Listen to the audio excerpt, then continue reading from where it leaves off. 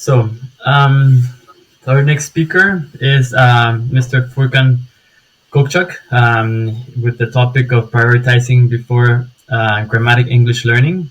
He's a research assistant at the Sakarya University, and he also works as an English teacher in the school.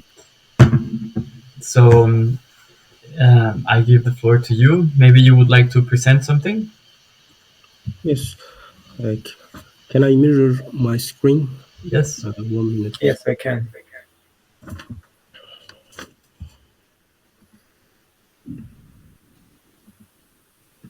Mm. 1 minute.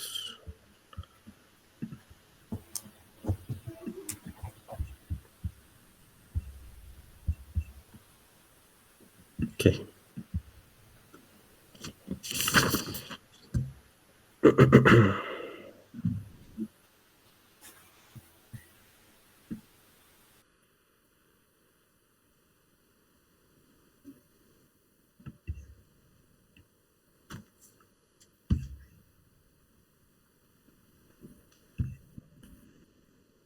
Can you see slides?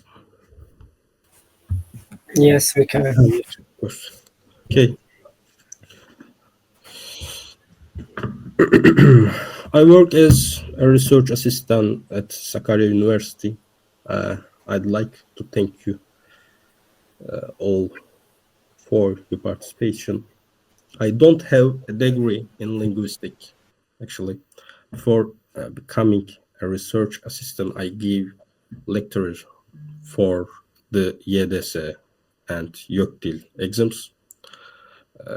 Also, I'm a bit sick. Sorry about that. Okay. Hello, everyone. Thank you for being here today. I'm truly excited to talk about a very important topic in language teaching. The title of my presentation is Priority in Language Teaching or Learning, Practice Before Grammar. Many of you have probably heard the saying, practice makes perfect. The saying is especially true when it comes to learning a new language. We often focus heavily on grammar rules, thinking that knowing these rules will make us better speakers.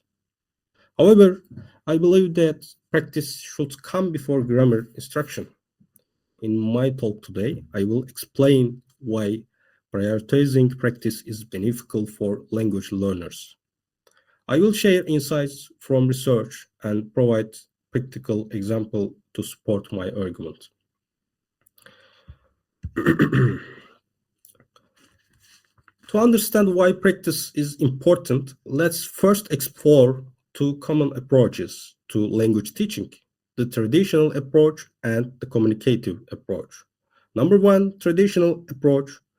Traditional approach emphasizes grammar rules and vocabulary memorization. In this method, teachers often present the rules first and then ask students to practice through exercises. For example, students might learn about verb tense in a classroom setting where they are given worksheets to fill out. While this can be helpful for understand the structure of the language, it often leads to a gap between knowing the rules and using the language in real life station.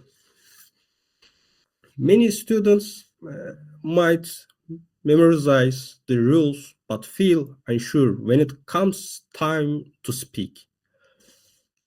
They may fear making mistakes and often hesitates to communicate, which can be discouraging and counterproductive. Communicative approach number two, in contrast, focuses on using language in real life situation.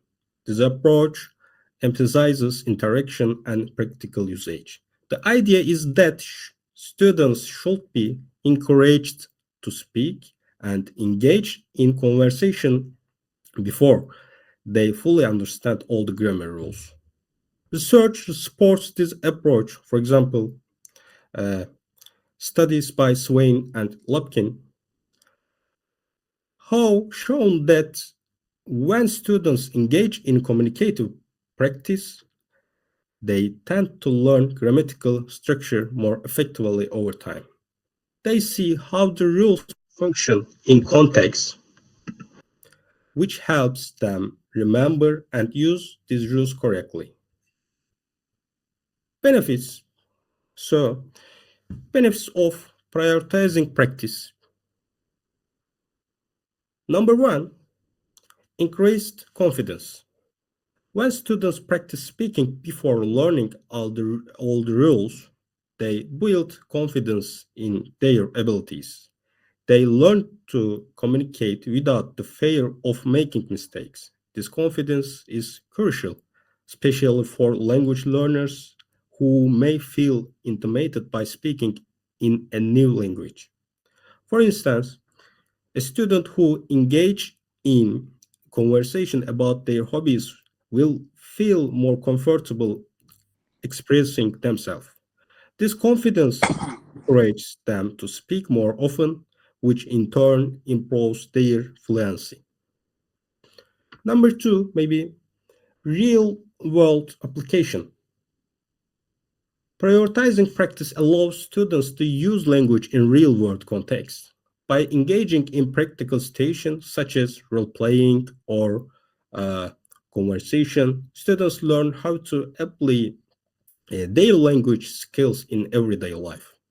For example, if students practice ordering food at a restaurant, they will be better prepared to do so in real situation.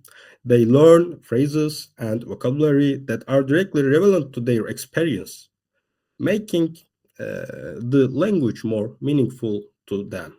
Number three, enhanced retention. When students learn through practice, they are more likely to remember what they learn.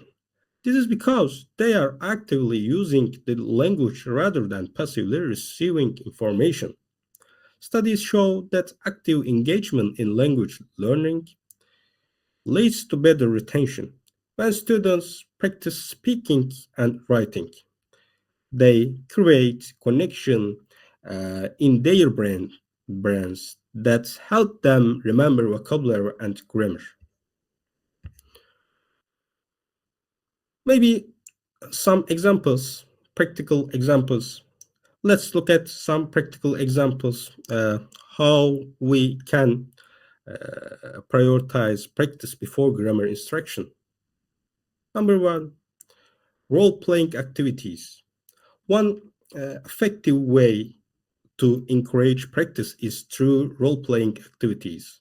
For example, students can simulate a situation where they are at a hotel checking in and asking questions about their stay. In this setting, students focus on communication. They might not remember every grammar rule, but they learn to express their needs and understand response. And this kind of practice is engaging and helps them feel more comfortable using the language. Number two, maybe storytelling. Another great activity is storytelling. Students can share stories about their lives or create fictional narratives. This allows them to use language crea- creatively. When telling a story, students are not only practicing vocabulary but also experimenting with different grammatical structure. They focus on conveying their ideas rather than worrying about making mistakes. Maybe number three, peer conversation. Encourage students to have conversation with their classmates about topics they are passionate about. When students talk about their interests, they are more motivated to participate and use the language.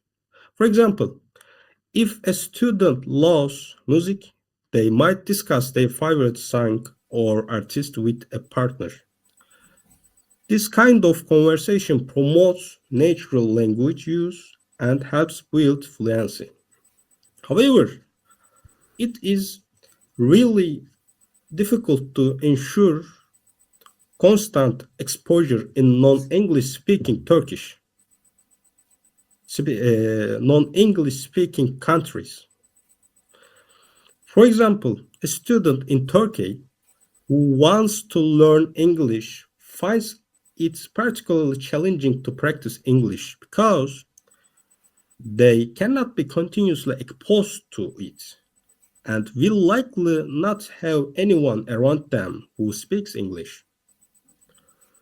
But this situation pertains to speaking and listening,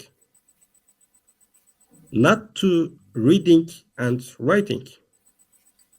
This is because for participating reading or writing, one may not necessarily need to be in an English speaking country.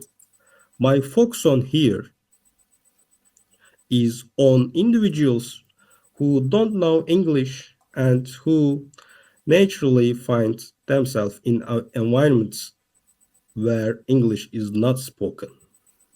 In Turkey, especially maybe the YDS and YÖKDİL exams that I teach do not assess students' speaking and listening or writing skills. These exams measure reading comprehension and a bit of grammar knowledge. If candidates can read what is written in English, they can succeed in this exam. I realized the importance of this while teaching and structured my curriculum around it. My goal was to help someone who don't know English at all, has no opportunity to practice English, and is unaware of the language structure to translate an English text.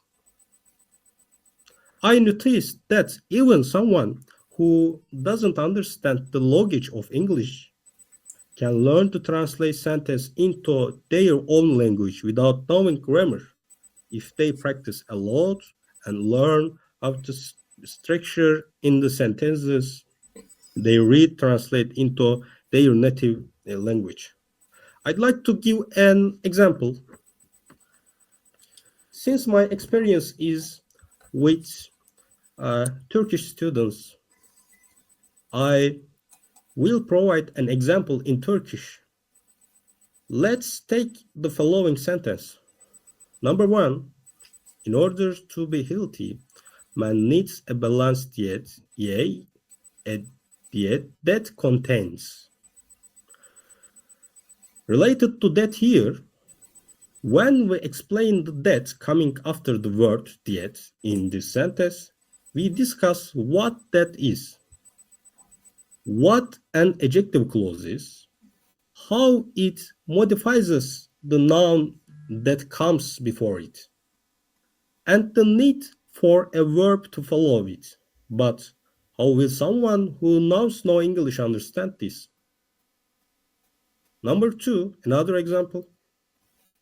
Here that, when we explain the that here, we describe it as a noun clause. What a noun clause is, how it nominalizes the following sentence or clause, and that the verb within the noun clause should agree in tense with the main verb, blah, blah, blah, actually. But how will someone who knows no English understand this? For the students to be able to translate structure like that or other English structures, they don't need to know what they are or have the grammatical background. Turks will understand better. We could say it this way. If a verb comes after that, it reads as an an contain that contain an içeren maybe. If a word comes other than the verb, it reads as the in Turkish. Connect it to the following verb. The bunun basit olmadığı maybe. I'm not a linguist, but this is my experience and the conclusion I have reached. Especially in teaching reading, we don't need to know what the English rules are and the grammatical rules. Teach, we must teach how it is translated into the other language. As students read, they will gradually learn the grammatical background. In conclusion, while grammar is essential part of language learning, it shouldn't come first. We should prioritize practice before grammar instruction. By doing so, we help students experience language in real context, leading to greater fluency and confidence in their speaking abilities. As educators, our goal should be to create environments where students feel safe to communicate, make mistakes, and learn from those experiences. Let's remember that the main aim of learning a language is to communicate effectively. Thank you for listening. It was a pleasure meeting you. Nice to meet everyone. Thank you very much for this nice presentation on practice makes perfect. It's true. I don't know if maybe we have some questions from the audience.